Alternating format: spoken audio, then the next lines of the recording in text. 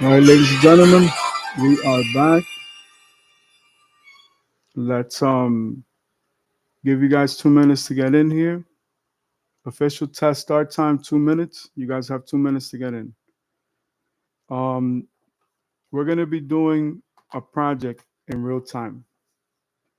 We're gonna go step by step, and we're gonna discuss the business side of things.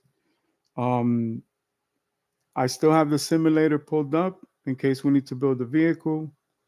Um, I'll open the dealership momentarily, and I think for today we're gonna do Porsches. I think I'm gonna do Porsches for today. We'll see what we could do with the collection. So what we have here for you guys is the exclusive, the executive series edition. Um, this is based on an amazing interview by Mr. Mauricio Ruiz. He's the owner, the founder, the CEO of the Manager's Playbook, which is a podcast, but also has a YouTube channel. They basically go through the entire history of music and how they've built their careers to where they are today. Um, it's an amazing online masterclass university, absolutely for free. Like this is a person that really loves music. So we're gonna power up the surround sound. I have the Pro Tools here. I have to make sure that I do this properly because if not, then it will the sound won't be there. Okay, so here we go. Let's just start. We already went through the first 10 minutes, but we're going to basically start from the beginning. So Right everybody now we live in has time to moments, get in. right? And so like those, whether it comes from a viral TikTok, whether it comes from an opening saw, whether it comes from like a Rolling Stone article, it's like those moments are little bumps that are going to help build your business over time. And so it's like, how do you build a content strategy that's based off of all the moments that you've planned for yourself? So that when you're starting out, if you don't have those moments, how do you fabricate them? You do them with shows, you do them with, you pay for a press person, maybe you get a radio interview, maybe you do podcasts, like you start collecting these moments over time, and those moments help build an artist's career. If you're not doing anything, you know what I mean? Like nothing's gonna happen. The song's out, you're doing nothing to help it grow. You have to. Nothing's gonna happen. So it's like what you do is you build like literally like I'll look at the whole year and I'll be like, well, right, what are we TikToking on this day?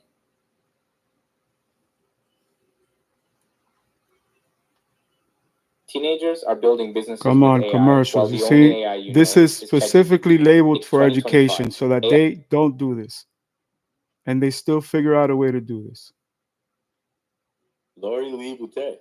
Lori Lee Boutte. I'm good. How are you, Ruth? I'm good. I'm good. Thank you for coming over here. Listen, out the gate, I want to ask you, Billboard Canada Manager of the Year. How does that feel? It's amazing. It's amazing. It's very surreal. Yeah. That's our team, baby. It's well deserved.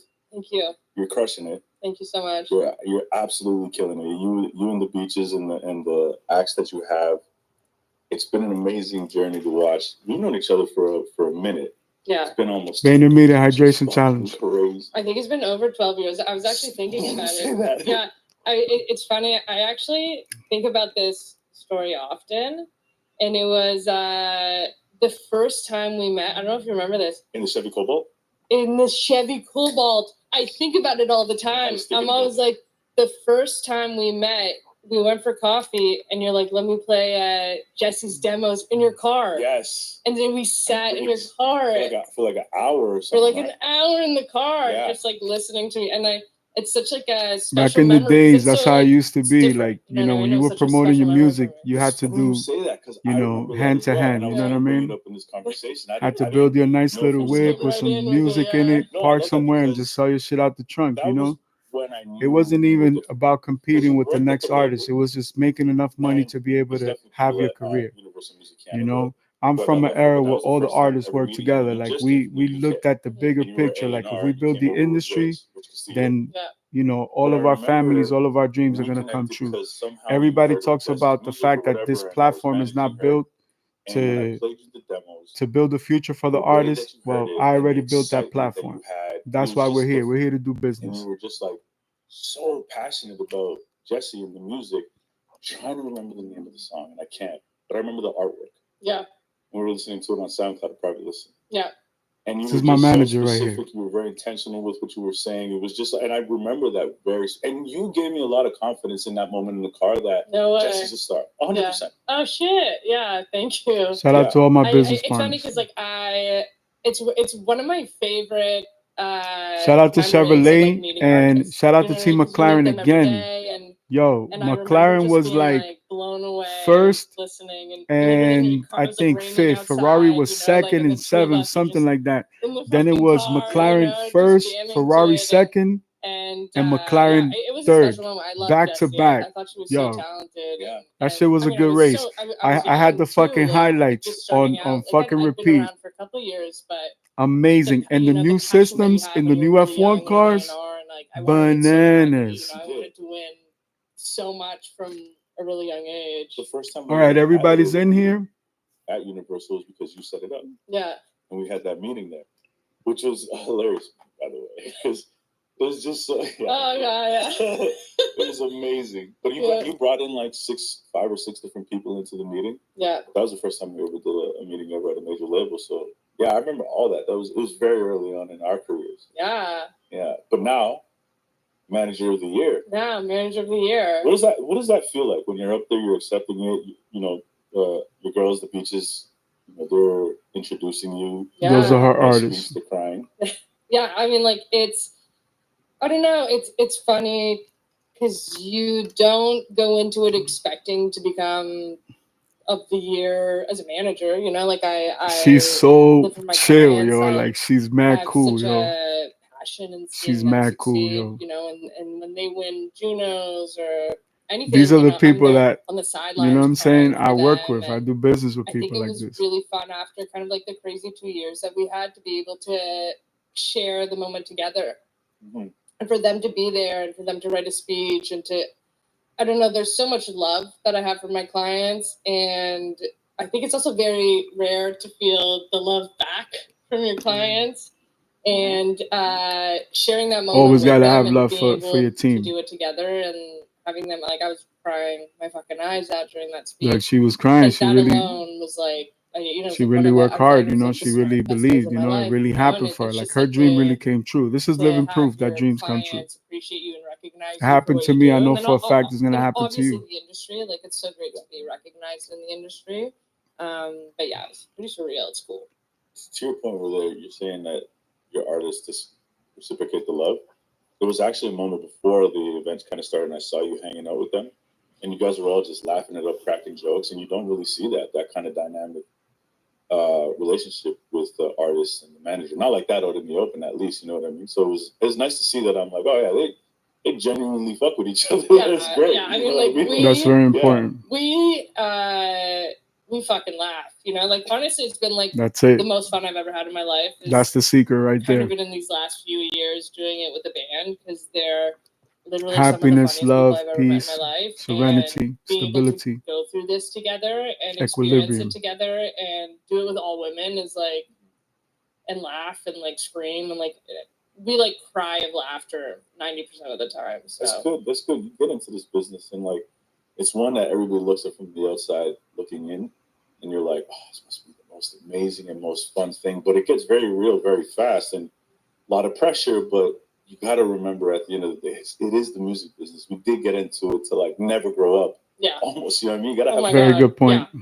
Right? If it's not fun, what's the point? What's the point? I mean, it doesn't even make that much money. Like we're like the worst thing. Facts. Yeah, the like, music industry doesn't make that much money. I don't know what people are thinking. I own a technology company. Music was like the 8th in the list of the amount of money. Like fine arts makes more money. Fine arts, makes more money. Yeah, film, we're at the video games, everything. Music makes no money compared to the other arts. My video games, my video games make more money than. Trying to have a good time. That's Bitcoins right there, baby. Yeah.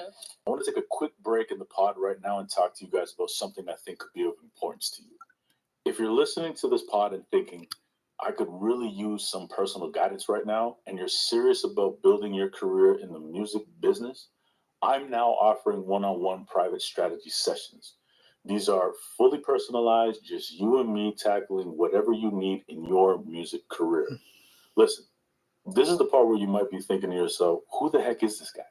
Well, I got over 17 years of experience in the music business, whether it was working as a manager with artists like Jesse Reyes, or working with major record labels like Island, Republic, Venom Universal R1. Music Group, or Sony, or producing content for high-profile artists like The Weeknd and Eminem, to producing Shout out content to for Wendy leading Day. brands like the Shout out to all my Ignite. business partners. I can definitely and confidently say I can help you map out your next moves. Whether you want to talk about structuring your team, navigating Give away the the game industry, for free. scaling your brand, It's or enough just for simply learning everybody. how to make money in this music business, whatever's most relevant Let's to get where trillions. you're Let's at, get trillions let's together. talk. Have mad You can fun, now book family, for chilling, free a vacation, one-on-one session with me, convertibles, an artist manager, and a podcast host to help private you figure jets. out your next steps. Find the link in the description below to book a one-on-one consultation session.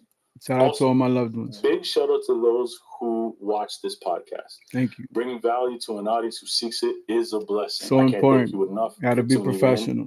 I So important. appreciate you. I tell Now people let's that get I'm back to the Jewish on day one Talking and they about, don't get you it. know, I in have life, to this is the most re-explain it to them. fantastic When we're package. talking about Please business, like, take me to remember your that I'm value because Jewish. I'd love to know I'm what a that Jew for was like. Jesus, I would Jew like for Muhammad, research the Jew for internet Buddha, Jew and for find a Superman, bunch of Jew for Jewish Batman, music, and I would like Wolverine, save it onto fucking SoundCloud, and I would Spider-Man. walk to university, which is like an hour and a half walk, and I would play the songs on SoundCloud, and I'd pick out the songs. I would listen to it repeatedly, and the songs that stood out to me, I would write about. And so, like, I weirdly learned like the A&R scouting process through doing that without realizing what I was doing. Yeah, I had no idea what I was doing, but I was listening with my heart, you know, and like and listening to things that I thought were really important and picking out the ones that just like, oh, I couldn't get that out of my head. That's going to be the song of the day. And the weird thing is, like, while doing that, I ended up writing about a bunch of stuff that was getting signed at majors. So someone kind of, a friend of mine, Charlie, at the time he emailed me and he's like, I'd love to go for a drink. And we went for a drink and he's like, oh, I wrote a blog to work in A&R. And I was like, what's A&R? And he explained it to me. And the moment any 20-year-old learns about A&R as a job, you're like, that's what I want to do. Right. And what was the explanation of A&R back then? Because it's changed a bit. It's shit. All right, give it a second. Control the Pro Tools for production because, of course, even though I put this for education, they're going to try to put a commercial because they understand that they're not monetizing. You know what I'm saying? A&R is a job. You're like, Our that's master what I wanna classes are do. for free. I bring it back a And little what bit. was the explanation of A&R back then? Because it's changed a bit. It's Today. changed, yeah. For him, it was more about like talent scouting. You know what I mean? Like an A&R scout, like literally goes to shows, meets bands, go in the studio, and like finds talent for the majors. But that it was still like go to shows, you know, every Go to night live shows, every night live shows. And he was like, you just have to. He was like, I was like, well, how'd you do it? And he goes, you have to ask every single person that you meet to introduce you to another person. And so I said, oh, you know, and I was like, okay. I told him, I was like, can you introduce me to another person? Introduces me to this other guy, James Talbot. Who, again, another A&R guy. And he did the same thing. He had a blog. And he was writing about stuff to eventually work A&R with a vlog. That's smart. And I was like, well, what did you do? And then he's like, not only did I do a blog, he's like, I did a gig listing. So he's like, every Sunday I would write out all the shows that were important in London, and I would email every single A&R that I met my gig listing the day before I would put it on my blog. And I was like, wow, that's genius. So on Sunday, because I didn't know the venues or the industry well enough, I spent 6 hours on Sunday listening through every single band that was playing in every single venue. Based off of that blog? Like in London. I would like literally research in London venues, and I would go through every single act, and I would write a little gig listing, and every single person that I met would get my gig listing email, and then on Monday I'd publish it on my blog, and like that. And then people would email me, can I go on your gig listing? Can I go on your gig listing? And then I just like, and then it's funny because like, again, at the time I didn't realize what I was doing, but I was actually networking. Yes. And so and then he'd introduced me to another person, and then that person introduced me to another person. And I just, and it was so fun. At the time, I had no money. I was broke as hell. And all of these A&R scouts had expense accounts, and they were broke too, and probably needed a reason to buy someone a drink. And so, like I was going out every single night, meeting a new person, making a new friend. Again, I was 21, I meeting a bunch of people in their 20s, like who had the same interests as me. And you're not at the label or anything like that. I wasn't at the label. I just had a blog. Yeah. Blog. Okay. Yeah. And and I just like in 6 months had met like 40 people, like an insane amount of people. And so when Mike Smith, who at the time was the head of A&R at Mercury, was like, I need a A&R scout. Does anyone know anyone? And a friend of mine was like, you got to speak to Lori. Like, she's literally met the whole industry in less than 6 months. And then he offered me a job. I went for an interview, and then the second interview, he offered me the job, and I literally like left the interview crying because I was so happy. And he gave you the job. He offered the job once you left, like right before you left. Oh, like he had no, sorry. I got one interview, and then the next interview was like a lunch, and then he's like, I'd like to offer you an A&R scout position. Yeah. And then I left the restaurant, and then I was like crying my eyes out, couldn't believe it, 21, a job in A&R scout in Universal in London at 21. Like I just couldn't fucking believe my mind. Let me ask, and if you can remember this, and I'm just kind of going off the cuff here because I think it's interesting. What would you recommend? Because a lot of kids, I mean, if you get an opportunity to get an interview at a record label, it's still a big deal. Yeah. Right? Because there's not too many of those jobs, and there's even less now. Yeah. What would you recommend somebody going into a job interview to do or to be prepared for, to act? Like, how would you prepare a kid that's going into an interview? Yeah. That's a really good question. And I think it would be to do research. Yeah. I think it's all too many times. And I did this too. I would go in and I'd be like, what are you listening to? And it's like, I don't know. But I think going in researched, like showing people what you can do, knowing who's signed, knowing who's not signed, knowing who's going viral on TikTok now, like knowing where to find those people, like that's what's going to be your biggest asset. And it's like, I didn't know at the time. I had like a little book. Like I think when I was hired, it was a lot more based off of vibes than anything, Right. But nowadays it's like you come in prepared, coming like you're so valuable as a kid that's on TikTok all the time. Like you have a great year without even realizing that you do. And so like coming in and having that point of view is where you become an asset to the person. It's so interesting that you say that because in the music business, the older you get, the more you need to rely on the younger generation. Yeah. But sometimes I feel like the older generation takes advantage of the younger kids who like have that year, who are very dialed in TikTok. Yeah. For nearly half a second. Control everything on Pro Tools. Again, bring it back. Let's go. You become an asset to the person. It's so interesting that you say that because in the music business, the older you get, the more you need to rely on the younger generation. Yeah. But sometimes I feel like the older generation takes advantage of the younger kids who like have that year, who are very dialed in TikTok. Yeah. So, and I think it's kind of changing a little bit where these kids who are like late teens, early 20s, they're understanding the power that they have. Yeah.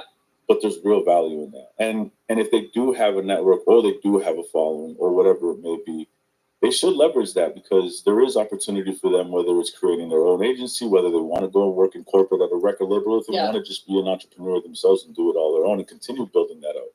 There's so much leverage in that, but it's worth using those things to put yourself into another position moving forward in their career. Yeah. I think one of the most important things about being young too is that I remember being young and thinking like, why is no one picking up my phone call? Why is no one answering my email? I still think that. Yeah. I'd get really frustrated and I'd be like, how do I get to this person to Spotify? How do I get to this person at Apple? How do I get to this label person? And what I didn't realize is that the networking and the friends that I made when I was young and grew up with, they grew up with me. Yes. And so like when I got to my 30s and when I've been doing I've been doing it for almost 15 years now. And now anyone that I need will pick up my call because they were my friends, and they were there and we all grew up together. And so like what you don't realize when you're young is A the lot of us networking in that the you're doing industry, young we and the grew up time that together. you're spending with That's your another friends, shit that like, they're all let me gonna pause that grow. real quick. Let me just stop. That's one of the key components right there. And for the younger generation, let me share this with you. At the end of the day, as artists or as entrepreneurs in entertainment, let's say music or whatever it is, I do video games, movies, comic books, I do everything, right? You have to realize that we all grew up together. So I saw Daddy Yankee when he was young. I saw Don Omar when he started. I saw fucking Biko C when he had his first song. I saw LL when he had his first single. We grew up together.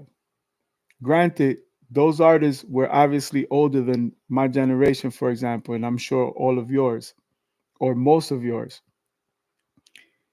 But realize that we all grew up together and there's enough for everybody. The reason why I can make a phone call and say, yo, Floyd Mayweather Jr. is me, nigga, pick up, is because of the years of building.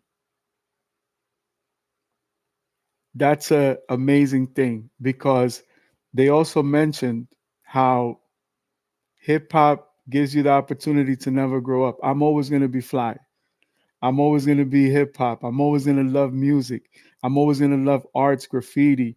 I'm in this business right here. This is like an example of one of the graphic shirts. You know what I'm saying? Like these come with an NFT.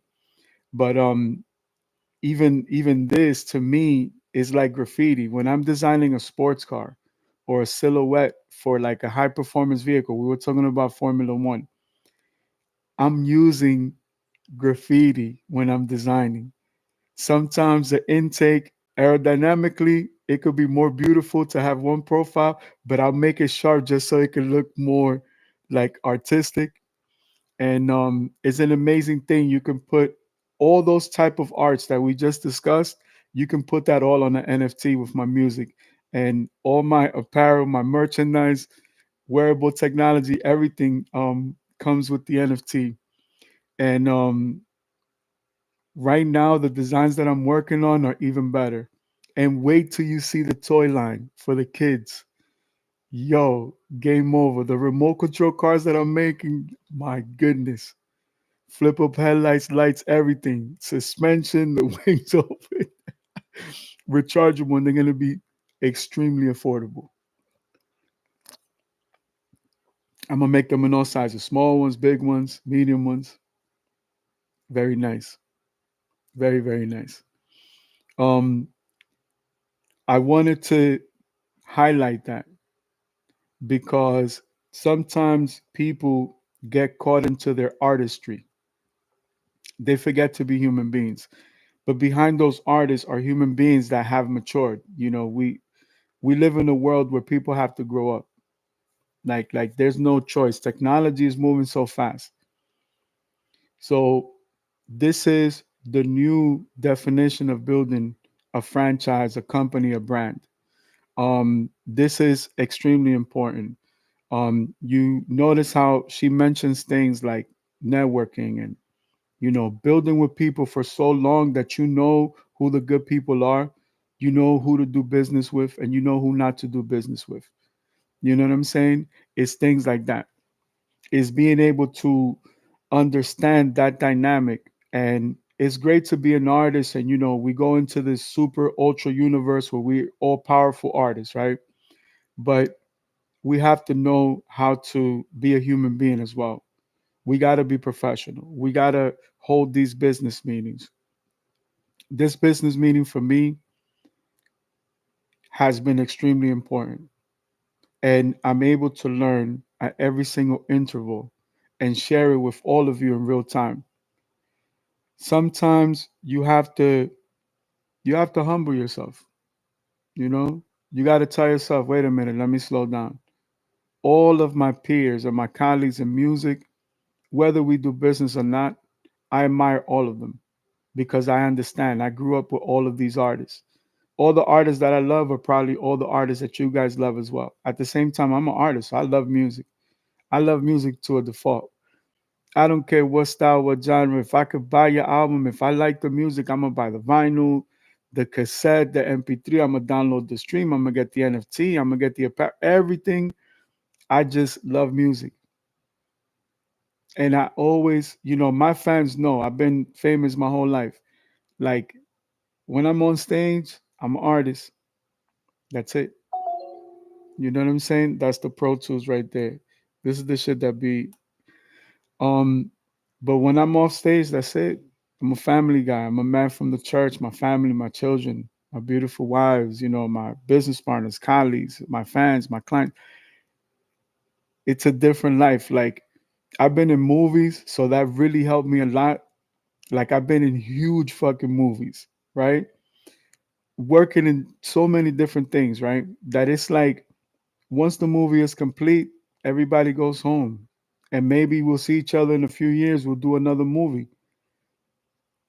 Sometimes 5 years pass, 10 years pass, and then boom, you got another movie. Look at Robert Downey Jr.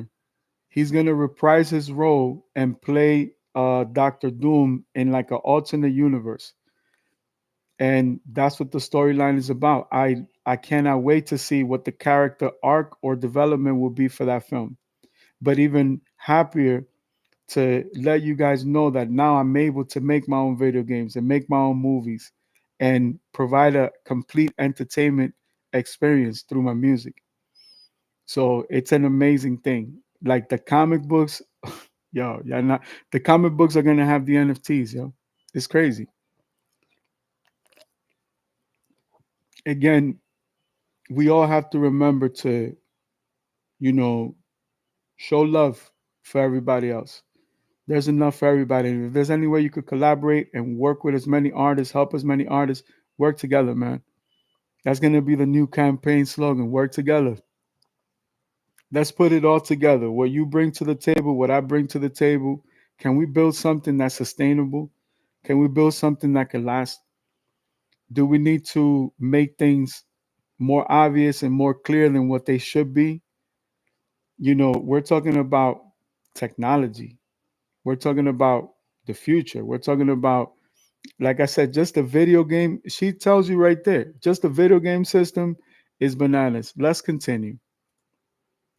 And they're all gonna be like, some people, of course, like music's hard. Some people don't last, but a lot of them will grow up with you. I mean, when I was young, we'll bring that back. Or example, how do I get to this label person? And what I didn't realize is that the networking and the friends that I made when I was young and grew up with, they grew up with me. They so, grew like, up when together. I got to my 30s, and when I've been Yo, doing, like, I need you to do this, this, and that for me. now.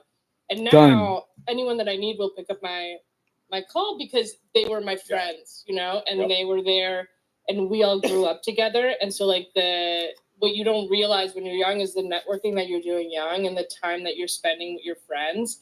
Like, they're all gonna grow, and they're all gonna be like, some people, of course, like, I only do business with my people don't friends. last, but a lot of them, That's it. If you're will not grow up with family, you. I mean, I don't when do I was business. young, I lived with my best friend. All I want to Jamila be Scott, who was is surrounded by God's people. That's it. Only God's people. That's why I can't do business with just anybody. You know what I mean?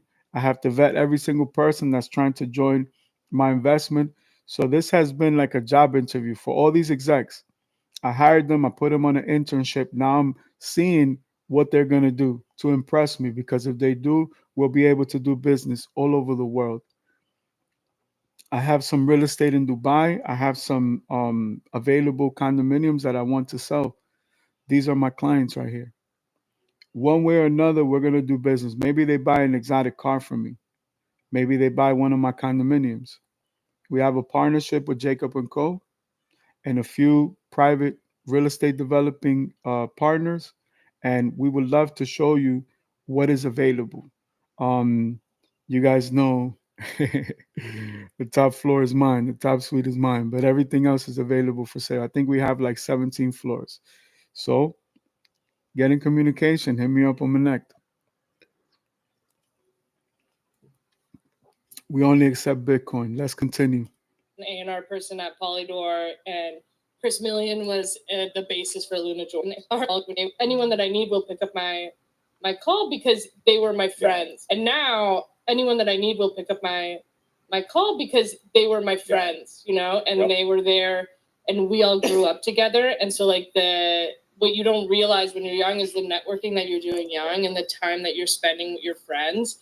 Like they're all going to grow and they're all going to be like, some people, of course, like music's hard. Some people don't last, but a lot of them will grow up with you. I mean, when I was young, I lived with my best friend, Jamila Scott, who was an A&R person at Polydor, and Chris Millian was the basis for Luna George. And the three of us lived in this little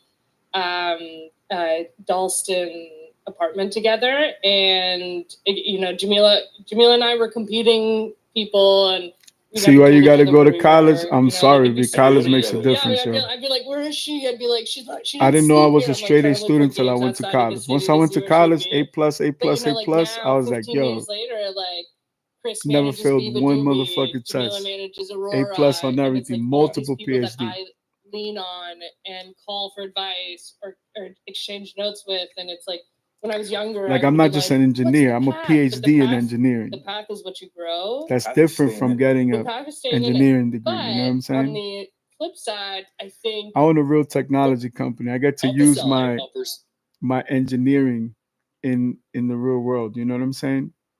Military and civilian application. So that goes to show you. You know, here we go. Notes with, and it's like when I was younger, I would have been like, "What's the path?" But the path is what you grow. The path is staying in it. The path is staying in it.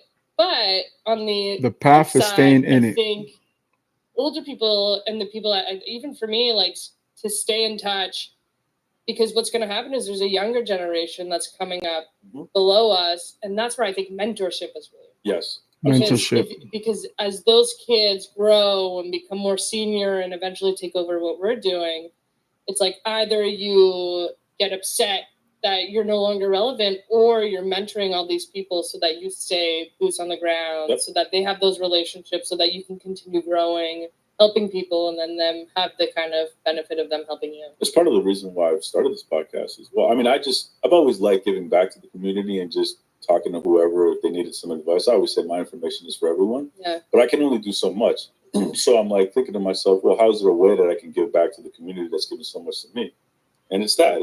And now I'm getting introduced to so many different artists, so many different executives. It's coming at me, and I'm paying attention to all of it. I can't respond to everybody, right? Because I have to work and do still earn a living. But I'm familiar with so much that's going on now in the last year that I haven't had the opportunity to really look at so much of that younger generation that's coming up. And the older generation is coming around as well, too. So to your point, yeah, it's great to have, when you're coming into this, I say this all the time, you don't have to network in terms of upwards. Like, 100%. Yeah, you don't have to be like, well, good strategy. If this CEO only recognized me, I'm on. 100%. Take your time. Yeah. It's a marathon. Yeah. It's a triathlon, really. Triathlon. You got to learn a lot of different techniques. It's not a sprint. Take your time. Build your roots. Build your roots. And those people, because what ends up happening, like you said, if you stay in it, you're going to grow with your class. 100%. And they're going to be in positions of power 5-10 years down the road, as are you if you stay in it doing the good work. So I completely agree with that. So you spent how long in the UK working at Mercury Records? 2 years. Yeah, 2 years. What made you come to Canada? It was not by choice. Okay. It's not by choice. Yeah. So I Visa? had, it was visa. Okay. I had a visa. Mike Smith, who had hired me, was amazing. He was super lovely. He taught me so much about music. And the dynamic of the record label structure changed because it was at the time when Mercury merged with Virgin when they bought EMI, and they made Virgin EMI. And so we were two A&R labels competing head to head. And then eventually they merged them together. And so right when my visa was to get renewed, I got a new boss. and he was like, "Look, he's like, we're not gonna renew your visa, but he's like, if you want to go home, we'll help you get a job at Universal Music Canada." And I was like, I think at that point I was in limbo for a while, so I just said, "Fuck it, I'm just gonna go home." And it's funny because I called and I emailed. Like I spent like 2 years networking, and it wasn't even networking. It was like hanging out with everybody, knowing every single person I could in the UK. Excellent And so strategy. when that happened, I called everyone and I was like, whoever you know in Canada, like call them, email them, like let them know I'm coming. And Randy Lennox, the first email he gets, "Hi, we'd love to introduce you to Lori. She's moving back to Toronto, great A&R scout here." And he's like, "Oh, wonderful, Lori. Like, we'll schedule a meeting." Second email, "Hi, Randy. This is you." Because I just like went rogue. I hit up everyone. Is, "Hi, Randy. Yes, we're already in touch with her." So third email comes in, like there was like this at the sixth email. 30 like, million the moment you come at off the sixth plane, email. She sent 1, Yeah, I'd be nothing, like, "The 2, moment you're coming nothing, off the 3, plane, you're nothing, coming 4, right to the nothing, Universal 5, building," nothing, 6, and, 30 million. walked into the building. And, 6 phone calls, 6 and emails, offered 6 me a job on the proposals, spot. 6 pitch decks, 6 big, 6 business Yeah, plans, well, because I'm on 6 Poppy. backups, Oh, you're on 6 it. ways to Lori, pivot and yeah, shift, the 6 thing is, different I'll executives never to forget go it. close the Lori, deal. you come off the plane, 30 mil. like, at the sixth email. 6 of them, what, 5 million a piece? Yeah, and then he offered me the job on the spot. That's a and nice, I took it. it's a nice weekend, yo. How come you and Rich came at the same time? So because Rich came over as well, but he's like, Oh my god, it proper was like the biggest blessing that had ever happened in my life. We did not know that we didn't know each other in the UK. Say word. I thought you guys, it was like a package deal. No, it wasn't a package deal. It seemed like a sports trade almost. Like Rich and Lori are coming over to Canada. Yeah, I mean, we were like a gruesome we'll give you cash. Yeah. No, it was honestly, it was like a miracle because I was devastated to be leaving the UK. Like absolutely devastated. You're building your roots. You're my roots, my best friends. Like I'd found purpose in the music industry. Yeah. Like it was so. As a kid, I was like, I didn't follow the path. I wasn't like, I'm gonna be a lawyer. I was just like, I'm gonna do whatever I want. And like I think for me, getting the job in A&R felt like I found my purpose. And I think I felt like I was losing that when I had 777 songs released in 2025 thus far. 8th of July. New album on the way. Universal was like, Canada had like 54% market share, which was like unheard. I mean, it was like around 54% market share, which was unheard of in any market. Mm-hmm. But there was nothing domestic that like breaking internationally. And so Are you drowning in pain? Again. Like they're like one of the, I think like the head of Universal was like, Canada had like 54% market share, which was like unheard. I didn't follow the path. I wasn't like, I'm gonna be a lawyer. I was just like, I'm gonna do whatever. Cash. Yeah. No blessing that had ever happened in my life. We did not know that we didn't know each other in the UK. Say word. I thought you guys, it was like a package deal. No, it wasn't a package deal. It seemed like a sports trade almost. Like Rich and Lori are coming over to Canada. Yeah, I mean, we were like a gruesome we'll give you cash. Yeah. No, it was honestly, it was like a miracle because I was devastated to be leaving the UK. Like absolutely devastated. You're building your roots. My roots, my best friends. Like I'd found purpose in the music industry. Like it was so. As a kid, I was like, many people have found purpose in music. I'm gonna be a lawyer. I was just like, it's just another art. And like, you have an artist in the family, support them. I found my purpose. You have friends that are artists, support them. I felt like you have business partners, colleagues. You have clients, customers, support them. Miraculously, free. Don't cost you nothing. I think like the head of Universal was like, Canada had like 54% market share, which was like unheard. I mean, it was like around 54% market share, which was unheard of in any market. Mm-hmm. But there was nothing domestic that like breaking internationally. And so they're like, why don't we bring an A&R person from the UK or from, I think they like looked in the UK or the US, and Rich was the one who ended up getting hired. And And at he was that point, UK was super hot. super hot. You know, you had like Sam Smith, Yes. Ed Sheeran, Adele. UK was They had a good super run, hot, yeah. and he was flying. Shout out the to Ed week I was Sheeran. flying to Toronto.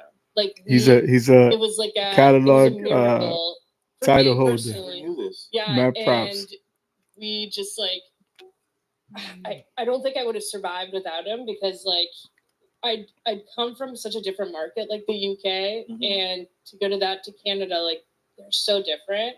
And if I didn't and I was young, you know, like I was like 24, and if I didn't have Rich batting for me like constantly at bat and doing things in a way that they did in the UK, like I don't think we would have been able to do what we did because it was just a little bit different. It was just from a different. I wouldn't have been able to do it on my own. Let's say, like I was a kid. I can't like in the UK. I was at shows. I did 3 shows a night, and I was in the studio constantly. And you're out having dinner with the publishers and labels and all of these different people. There's like hustle and bustle. hustle and bustle, and Canada was really different. It was a cubicle in Scarborough, and it's just like it's the market's so tiny that there's no competitiveness. So it's not like as a robust of a music industry, Right. Robust. and So so it's more like a 9 to 5, almost like feeling like. a little bit more like a 9 to 5. Yeah, there wasn't that many 9 to shows, 5. you know, In the there music wasn't that industry, many, as an A&R, closing $30 yeah, it million just wasn't deals, the same. she's making less than a 9 to but 5. having Rich there,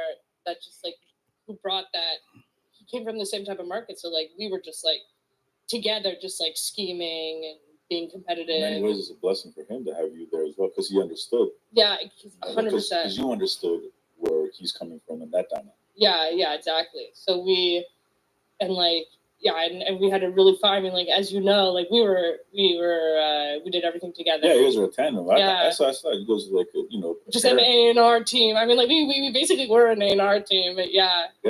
I like dealing with you guys all the time because I mean I feel like you just have more of an international spirit and understood that. I think the one thing that was really interesting for me with you guys is coming from the outside and coming into this territory. It was relatively new. Nobody's really ever did that before you guys. From my understanding, at least the time that I was in the business, but you guys had a whole different type of lens. It was like a lot of passion. Yeah. and which Listen, Right. Same thing for production. Here we go. This for educational uses only. Colombian, I don't know, but like I Keep doing this. Let's bring Our it back team. a little I mean, bit. like we basically were an A&R team, but yeah, 100%. Because you understood where he's coming from in that dynamic. Yeah, exactly. So we had a really fun. I mean, like as you know, like we did everything together. Yeah, you guys were a tandem. Yeah. I saw you guys like just an A&R team. I mean, like we basically were an A&R team, but yeah. I like dealing with you guys all the time because I mean I feel like you just have more of an international spirit and understood that. I think the one thing that was really interesting for me with you guys is coming from the outside and coming into this territory. It was relatively new. Nobody's really ever did that before you guys. From my understanding, at least the time that I was in the business, but you guys had a whole different type of lens. It was like a lot of passion. Yeah. and which maybe because I'm Colombian, I don't know, but like I love that shit. Yeah. To me, it's like that's what I want in my A&Rs. I want That's somebody right. to be like, yeah, like this is gonna be the next biggest thing. How the fuck do we explode this thing? How do we make this be the greatest thing in the world? Yeah. That's how I thought this was supposed to be. I think we meant it. Colombia, Like we both wanted to prove something. You know, like we really wanted to Roots come is in. We deep, wanted baby. to prove it. We wanted to sign stuff. Like we signed. We were trying to sign things together, and he's very infectious. Rich, you know, like just being around him, like his energy is infectious, and he taught me so much about like not caring. I mean, you know what I mean? Like he taught me like he would laugh at things that felt incredibly scary or would hurt my ego or like I don't know, like if like we'd signed an act together and we spent all afternoon writing these mix notes and of what we were going to send back to the artist. Like we spent a whole afternoon sitting there and we thought, okay, these are great, we're going to send them over. And the manager was like, no, we're good. And like rather than be like, oh, assholes, he just laughed. You know what I mean? He just like, and I think that like just talk, you know, he'd laugh and he'd be like, oh, respect, you know what I mean? And that was it. And I think that like it was just like water.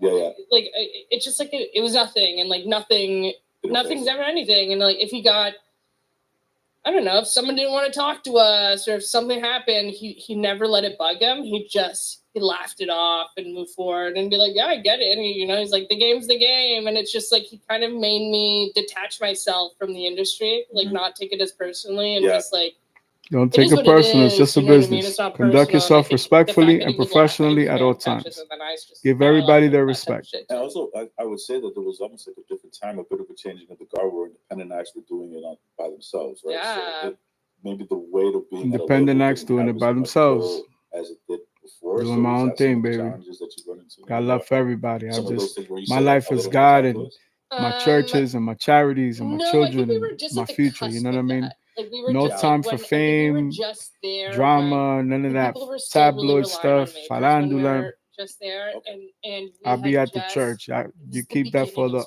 the Spotify. other Like, I artists. You know what I'm remember saying? when Nate Wozniak did his first meeting at Universal, and we all sat in the room, and he like explained Spotify to us. Like it was like right at which is crazy when you think about it now. Took me forever to understand it. Yeah, and the shift hadn't happened. Still drowning in debt. Again, they continue to do this Yeah, but it was because the technology knows that they're not why I laugh at monetizing. that type of shit. And also, I would say that there was almost like a different time, a bit of a changing of the guard where independent acts were doing it by themselves, right? Yeah. So By themselves. maybe the weight of being at a label didn't have as much pull as it did before. So is that some of the challenges that you run into when you are some of those things where you say like, oh, they didn't want to talk to us? No, I think we were just at the cusp of that. Like we were just Yeah. like when I think we At were the cusp. just there when I think people were still really relying on majors when we were just there, Okay. and we had just it was the beginning of Spotify. Like I remember when Nate Wozniak did his first meeting at Universal, and we all sat in the So room. Napster, and, like, explained Spotify. to us. Like it was like right Nothing, which is crazy when you iPhone, think about it now. smartphone. Took me forever to understand it. Yeah, and the shift hadn't happened just yet, but it was starting.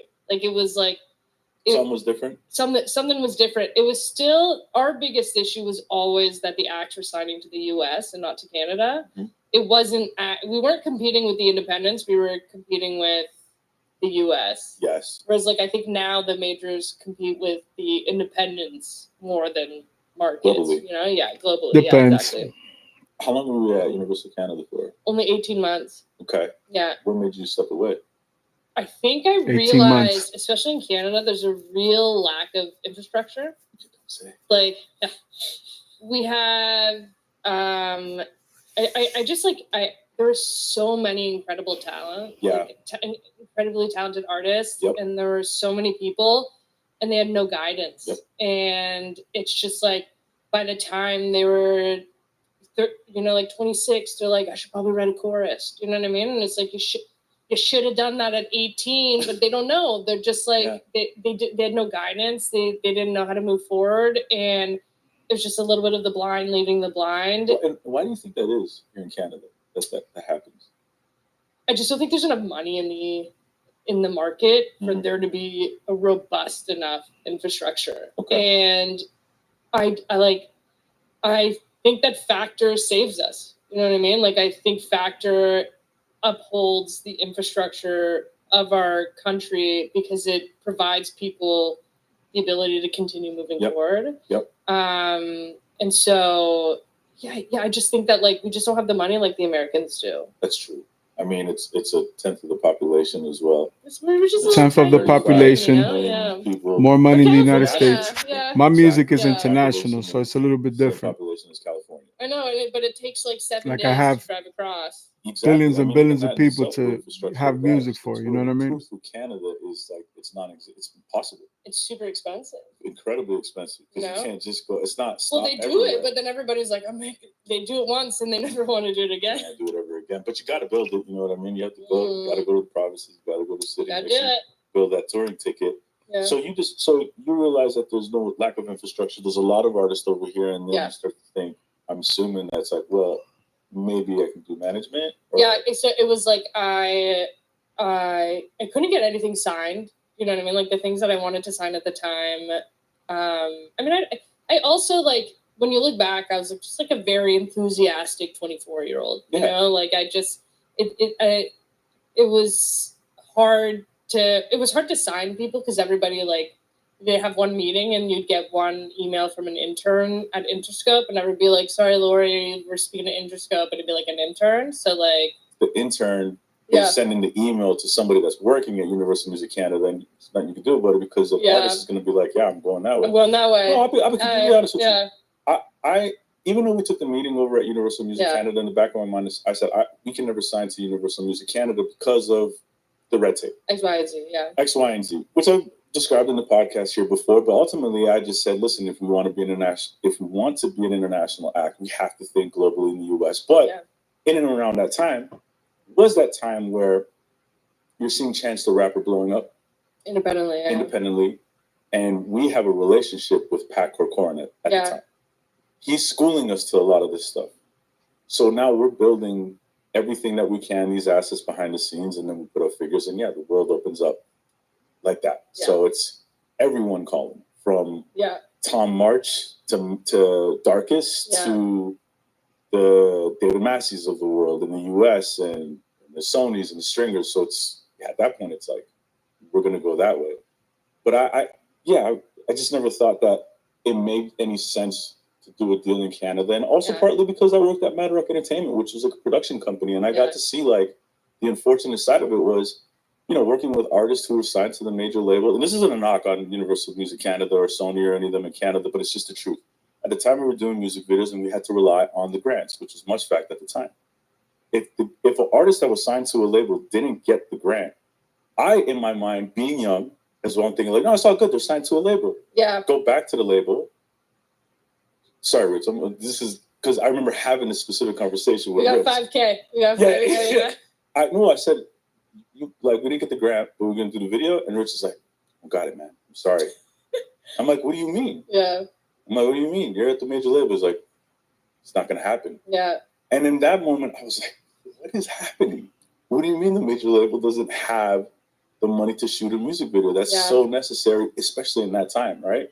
So that was where I was also informed. Music of, like, videos were very and important. it's fair, and I think part of the reason that I wanted to leave Not was anymore. seeing people like Jesse blow up, or like Yeah. even like Alan Raymond was doing super good. Right, There right. was a bunch of with you Logan, know with Logan To like the they industry, were kind not of on Me rolling, personally. and I was Daniel looking at Caesar. Daniel Caesar exactly, and Yeah. those were all independent. And then all of a sudden I was like, I can do it. I was like, oh shit, like I can do that. And at the time I was kind of like developing artists on the side, like dipping my toes, and like I they didn't have managers, so I stepped into that role.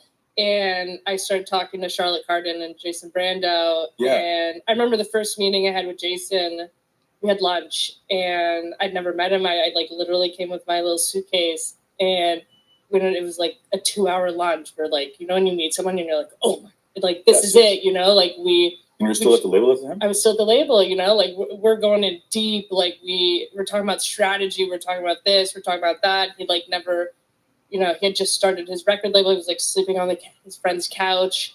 And he's like telling me about Charlotte. He's like, we signed this girl who did La Voix. She is like the voice of an angel. She's super cool, super creative. And like, I got along with him so well. And so I kept on going back to Montreal. And then at one point they were like, you got to quit. They're like, you got to quit and you got to join us. And they're the ones who kind of pushed me over the edge to quit my job and start managing. Wow. And how long were you with them for? 5 years. That's okay, 5 years. Yeah, because I Yeah. remember when we were at a Soho House, I think you and I chatted, and at that moment you told me you were no longer at UMC, and then Yeah. you were with Charlotte Cardin, and she was relatively new at that time. She's brand new. She had like one song. She released the song "Dirty Dirty," which was it was Big Boy first, and then "Dirty Dirty," and Okay. that was a really fun project to develop, especially at the beginning, because at the time Quebec media was really, really strong, Okay. and so if you did Quebec TV, you would just like go number one on the iTunes charts. And she had this really big Quebec fan base from playing La Voix. Mm-hmm. And so we were like, how do we build the story? What's our story? How do we break her out of Quebec? Because it was just like unheard of at the time, other than like Celine Dion. Right. And the strategy that we took behind that is like, it was also the time of Hype Machine. And so things that were blowing up on Hype Machine, you go to number one on Hype Machine, people would like email you, like all the A&Rs would come running the moment you could kind of play with the algorithm a little bit. Okay. And so what we did is like, we got our, hey, it's Espa. Coñazo. Again, for production, just count how many commercials. Count how many commercials. To like obviously target a Bring that really back. big Quebec fan base from playing La Voix. Mhm. And so we were like, how do we build the story? What's our story? How do we break her out of Quebec? Mhm. It was just like unheard of at the time, other than like Celine Dion. Right. And the strategy that we took behind that is like, it was also the time of Hype Machine. And so things that were blowing up on Hype Machine, you go to number one on Hype Machine, people would like email you, like all the A&Rs would come running the moment you could kind of play with the algorithm a little bit. Okay. And so what we did is like, we got our publicist to like obviously target the Hype Machine blogs. And then she went on TV and she said, if you like my music, like go like it on Hype Machine. Or I kid you not, on like Quebec TV, blows up, goes to So number smart. one. Yeah. On Hype Machine. But then Is that something coordinated amongst you guys? You're saying, Yeah. hey, just remember at the end of the thing. yeah, by just like, Right. okay, this is our strategy. We want people to vote on Hype Machine. And like she's a pro, like even at 20, she was like, in French, like, if everyone please go on Hype Machine to like it. But Oh, yeah. not only that is that the single goes number one on iTunes. So when the Americans come running, we didn't explain Quebec. We said number one on iTunes. We went number one on Hype Machine and went number one on iTunes, and we hid the fact that the market was like this like weird microculture, and we made it feel like it was number one in Canada. So, but it was number one. But it was really number one in Quebec. Yeah, it was number one in Canada, but it was because people in Quebec would buy it. Okay. So like, because the media was so strong there, Yeah. they were such fans of her from like literally day one. They would buy the single on iTunes and it would shoot up the charts. So, in essence, it's a bit of a finesse. But now let me ask this, though, Yeah. because all of us from Canada kind of have to do that a little bit. A little Yeah, bit we of that gotta- dance, right? Yeah. Why is it that you have to do that?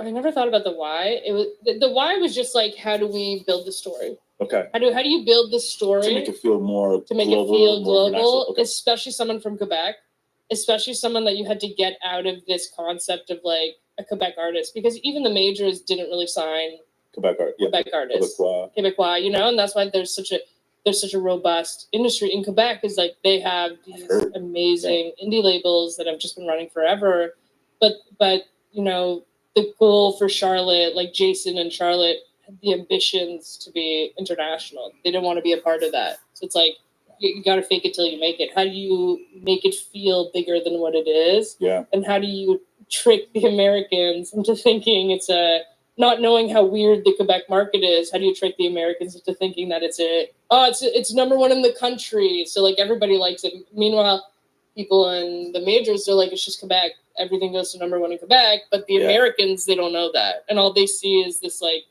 this like angelic woman with the voice of Amy Winehouse, Right.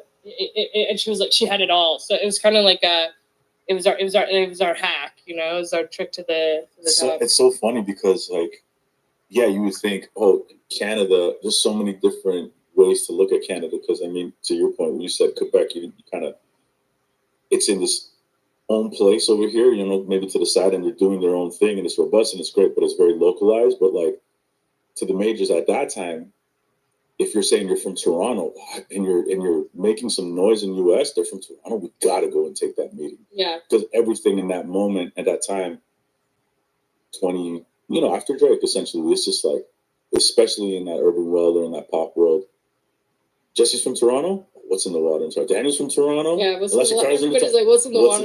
in Toronto? Yeah. That was a common theme. Yeah. So you are managing that. At this point, are you guys entertaining doing a deal, major? So me, Jason co-managed Charlotte together. Yeah. We wanted to do what everybody was doing at the time, which is the worldwide excluding Canada. Yeah, right. The classic, Gotta keep the grants. classic. Yeah, keep the grants. Gotta keep the Take grants. factor. Yeah. Can you explain why that is? Yeah, it's because in Canada, if you own your master in the market, then you still are eligible for grants. We have phenomenal grants. I love my grants. We have Factor, we have Star Maker, and so you're eligible for tens of thousands, hundreds of thousands worth of grants, so that you can keep your master, make money off of it, and then use it to kind of develop your career whilst being signed to a major for the rest of the world. Right, because if you're signed to a major, then you are excluded from those grants. Yeah, exactly. If you're signed to, thank you. If you're signed to a major, you're excluded from the grants. Yeah.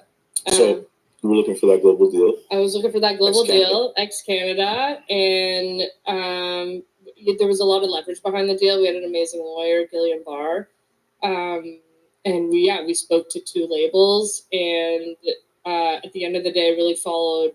Charlotte has this amazing gut for what she wants, and incredible vision for what she wants, and we followed our guts and signed world excluding Canada deal to Atlantic. How important is it for an artist to have that vision, have that gut instinct? I think it's super important, and I think you can be led down the wrong path really easily. I think when I think of the story of Jason and Charlotte coming together, Jason had just started a record label. He was a producer. He was an ad guy who had left his company and was starting this hybrid record label / audio house, and literally sleeping on his friend's couch. And here is this Charlotte is a superstar, and he knew it from the moment she walked into his studio. And she had every record label running after her, being she just did La Voix. She got a whole bunch of followers from it, and she was this guy is sleeping on his couch. He's a producer. She was like, I'm gonna put all of my eggs into his basket, and she was right. Yeah, no kidding. I think she did the right thing, and I think that's why there's so much trust between them, and they've been able to build this together. And it was from that gut feeling that she was like, I hear what everyone else is saying here, but the ambition that Jason has is aligned with my ambition, and I think that again came from her. What was your role in that dynamic while you were there for 5 years? Yeah, I was based in Toronto, and so Jason was the producer. He was the creative director, but he was also kind of her number one. And then I kind of, and he did a lot of Quebec, him and his team. Leslie Chouinard too, who now manages Charlotte with him, was super young, but also kind of doing the day-to-day. And they did Quebec, they did the creative, they did the records, and then I just helped them put the pieces for the rest of the world together. Help them find a U.S. lawyer, help them get the deals in America, put them in touch with agents. I kind of weirdly did I'm in the meeting, puppy. I text you. I wrote to you. Level view, but it probably comes from your background in the label, right? Well, that's exactly it. Exactly, and he had come from a different world, and so I was like, "Here's my experience." And when you're young, you're kind of like a sponge, so you hear what everyone else is saying, maybe without understanding that was my it. son. But when you're around it for a long time, and it comes out, I'd be like, "No, we're not doing that." You know what I mean? Because I'd have You don't know I wrote to him already. Watch when he checks his messages. Yeah, so I'd be pretty So I'm in the middle of a meeting with my views, which came from the views of a major, but. Let's bring that back. Just people they did the creative, they did the records, and then I just helped them put the pieces for the rest of the world together. Help them find a U.S. lawyer, help them get the deals in America, put them in touch with agents. I kind of weirdly did the overall strategy and the top level view, but it probably comes from your background in the label, right? Well, that's exactly it. Exactly, and he had come from a different world, and so I was like, "Here's my experience." And when you're young, you're kind of like a sponge, so you hear what everyone else is saying, maybe without understanding it. But when you're around it for a long time, and it comes out, I'd be like, "No, we're not doing that." You know what I mean? Because I'd have the anxieties of being at a label come out of me. But interesting. Yeah, so I'd be pretty brutal and cutthroat with my views, which came from the views of a major, but. yeah, it was just like what I'd learned at a major. It was like, no, we have to approach it here. Or like even just like how to be approachable to a label. Like how do you, like at the beginning they didn't want to do songwriting. They didn't want to work with other people, but I'd be like, but we're gonna tell them. You're gonna want to, because I never wanted the door to be shut. So it's like, what do you say in front of a label person? Because at the time, I thought that was the end all be all, and so like getting signed to a major in America, I was like, that's the ultimate goal. Yeah. And so it was always like, how do we position the meeting and to like make sure that you're seen in a light that's gonna make people want to sign you. Mm-hmm. I don't know if it was like the best thing to do, like it, but it worked. So. But yeah, I was like more of an overview strategy. That's interesting. I never thought about that, actually, to be honest with you. You're not going to tell the label that you're not going to work with anybody. But it makes a lot of sense because there's going to be an A&R and they'll be like, well, what are they going to do? What are we going to do for it? It's so interesting. I never even thought about it that way. Okay, so you had like this really robust idea because you learned so much from the label side, and then you're bringing that into the management experience. Is there anything else that you remember from learning on the label side that really has helped shape your management career? Yeah. I mean, I'm so lucky I started in the UK because I think that the UK has some of the best music in the world. Yes. I think it's the most sophisticated. I think it's the most cultural. I think it's funny because like I don't think sometimes it translates globally because of its sophistication and because the UK wants to be sophisticated and be better at music than everyone else and have interesting taste, which is fine because you make fabulous music. And the funny thing is, I think Canada taught me that UK music isn't always global because it's too sophisticated and it doesn't have to be cool to be globally successful. So crazy. You're in the eye in the storm. You don't know that. And then you move yourself. Exactly. In the UK, it's like every story has to start cool. Like the UK's favorite word is like, is it cool? Do people find it cool? Is it cool? I'm like, I don't even know. I'm like, it's the most subjective thing on earth. Yeah. And everybody's like, is it cool? Because it has to come from culture. Like, in England, it has to come from culture. And then in America and Canada, it just has to be big. And so it's got to be able to go on the radio. It's got to be able to go on the radio. And that's not necessarily cool, Right. And so I think the UK taught me the importance of a record. Like the record is number one. The music is number one. And they have some of the best A&Rs there. Like they do music very differently there. And I'm lucky that I got to learn from that, and I'm lucky that it taught me, like I'm not necessarily the best A&R, necessarily a great A&R, but it taught me the standard of what's good and what's not good. So like you learn, is this good? Is it not good? And in Canada, a lot of the times we can live in the medium good area, and then everybody's like, here's these medium records, and it's just like you're missing. It's not good enough, and right. It's like the market. There's such an advantage of being in Canada because with the right record, if your music's 75%, like as good as an American or like as good as something that's competitive, like, or if it's just good, if you got good music, the DSPs are going to be championing you here. Yeah. And they're going to be the ones knocking down the American's door, being like, you got to play this, like we got this going on. And they're just like, give us some good shit and we'll go and we'll advocate for you. Mm-hmm. Whereas like if you're American, you're kind of just competing with everyone else, mm-hmm. and you're just like begging for playlisting. Whereas I do think like in Canada, the teams are just hungry to help export. So like, I think there's an advantage. Anyways, UK. No, that's great. That's true. That's very true. That I dare you to let me build you. Yeah, production, give it a second.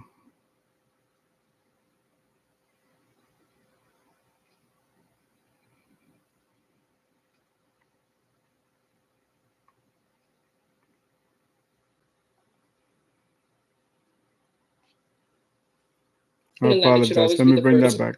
Some good shit, and we'll go and we'll advocate for you. There's such an advantage of being in Canada because with the right record, if your music's 75%, like as good as an American, or like if you got good, yeah, and they're going to be the ones knocking down the American's door, being like, you got to play this, you know, like we got this going on, and they're just like, give us some good shit, and we'll go and we'll advocate for you. Whereas like if you're American, you're kind of just competing with everyone else, and you're just like begging for playlisting. Whereas I do think like in Canada, the teams are just hungry to help export. So like I think there's an advantage. Anyways, UK No, taught that's me great. that, That's true. That's very true.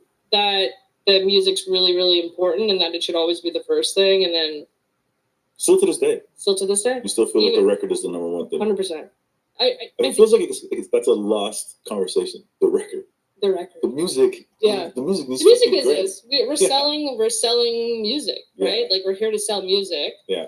And And one of those, sorry, not to cut you Yeah. out, but one of the things that I people kind of get it confused when you talk about content. They think it's just video, but music, in the grand scheme of things, is content. Yeah. It's the first piece of content you should be 100%. fucking thinking about is the 100%. music. Yeah.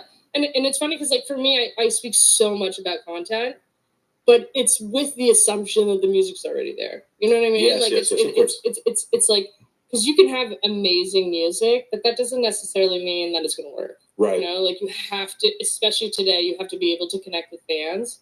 It has to be tangible. You know what I mean? Like it used to be that you had to be hella mysterious. You know what I mean? You have to like, and it'd be a persona, you know, like the brand would be controlled. The thing was controlled. No one was allowed to talk to anybody.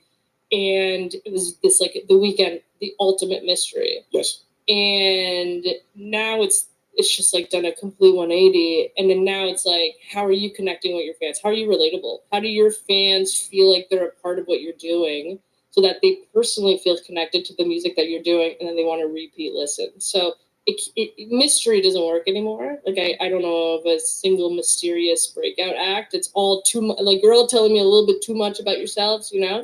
It's true. But that's just like it's how you connect with fans, and it's how you build loyalty amongst fans. Yeah. Yeah, The behavior of the consumer changed. 100%. Gen Zs, Yeah. millennials got older. Gen Z came in, and they're like, we don't want to feel like you're too cool for us. We want to feel like we're a part of it. Yeah, we don't want it to forget the whole polished shit. It's looking like commercial shit. No, Oh, I hate that shit. Yeah. Yeah, exactly. You step away, or Ramon, you're not no longer. One working. second, Sorry. because I'm on a live right now. What year is this? This is The end of Hold on. 2009. Let me pause this. Let me take this off. You want to go to service? Yes. How much time?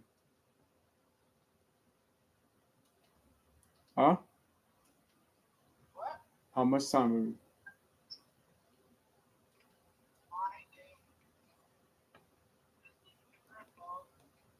Mm-hmm. So how many minutes?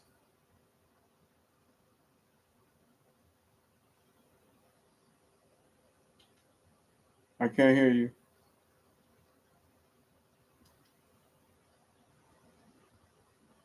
Oh, this thing. How many minutes, baby? I just left my grandpa, so.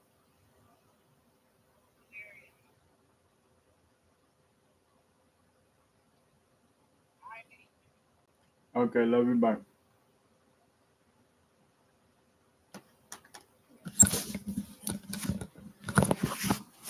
Right, ladies and gentlemen. See you guys in the next one. I have a date with my wife and my family. Love you guys. Tune back in. We'll be right back. Timestamp 51:59. We'll bring it back 10 minutes until we finish the complete module. Thank you so much, and God bless. You guys have the best teacher in the whole universe of all time, baby.